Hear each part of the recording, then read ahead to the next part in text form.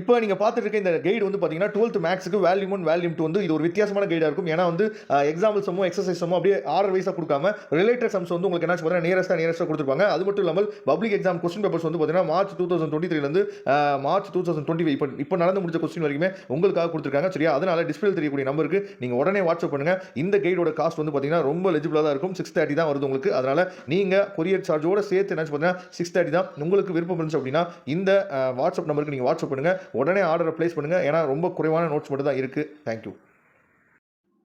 Hi friends, this is Vinson. நம்ம சேனலுக்கு உங்களை எம்புடன் இருக்குது. நம்ம சேனல் வந்து பார்த்தீங்கன்னா உங்களோட கெரியரை செட் பண்ணுறதுக்காக தான் 10th 12th நிறைய இம்பார்ட்டன்ட் கொஸ்டின்ஸ் வந்து நம்ம சேனல் அப்லோட் பண்ணிட்டு இருக்கோம்.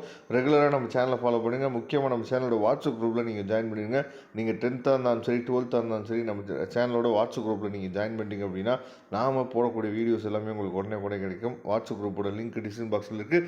ஓகே, ரொம்ப ஒரு முக்கியமான வீடியோக்குள்ள வந்துருக்கிறோம். அதாவது என்ன அப்படின்னா நமக்கு வந்து இந்த 10th 12th public exam time table வந்து எப்போ கிடைக்க போகுது, அதே மாதிரி இந்த வருஷம் என்ன நடக்க போகுது. ஏன்னா நார்மலாக வருஷம் நடக்கிற மாதிரி கிடையாது. இந்த வருஷம் வந்து பார்த்திங்கன்னா ஒரு முக்கியமான ஒரு விஷயம் இருக்குது. என்ன அப்படின்னா, அதாவது சட்டசபை தேர்தல் நமக்கு வந்து வருது. சரியா?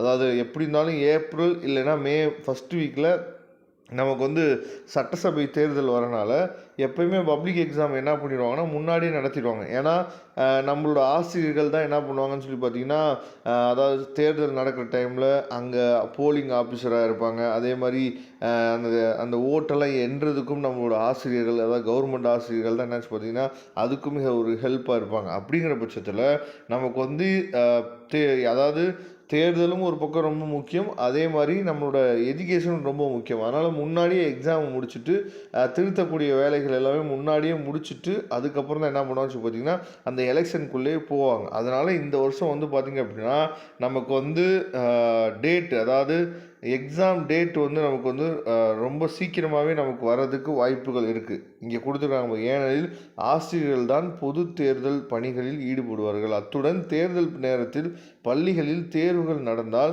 மாணவர்களையும் பாதிக்கும் வாய்ப்பு உள்ளது. எனவே தான் தேர்வுகள் தேர்தலுக்கு முன்கூட்டியே நடத்தப்படுவது வழக்கமாகும் சொல்லி கொடுத்துருக்காங்க.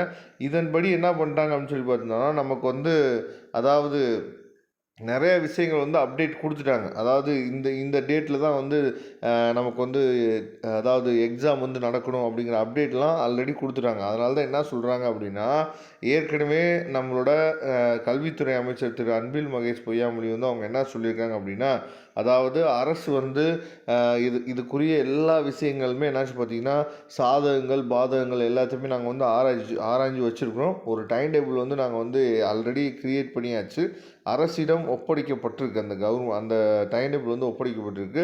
இதை வந்து நவம்பர் 4ஆம் தேதி, அதாவது செவ்வாய்க்கிழமை வந்து வெளியிடப்படலாம் என பள்ளி கல்வித்துறை வட்டாரங்கள் வந்து தெரிவிக்கிறாங்க. அப்போ நமக்கு வந்து நவம்பர் 4ஆம் தேதி சரியான ஒரு டைம் டேபிள், அதாவது பிப்ரவரி மாதமே ஆரம்பிச்சிட போகிறாங்களா இல்லை மார்ச் மாத தொடக்கத்திலே ஆரம்பித்து கொஞ்ச நாளில் என்னாச்சு பார்த்தா முடிச்சுருவாங்களா அப்படிங்கிற எல்லா அப்டேட்டுமே வந்து பார்த்திங்க அப்படின்னா நமக்கு வந்து ரொம்ப சீக்கிரமாக நவம்பர் 4ஆம் தேதி நமக்கு வந்து கிடைக்கிறதுக்கு வாய்ப்புகள் இருக்குது. பார்க்கலாம்.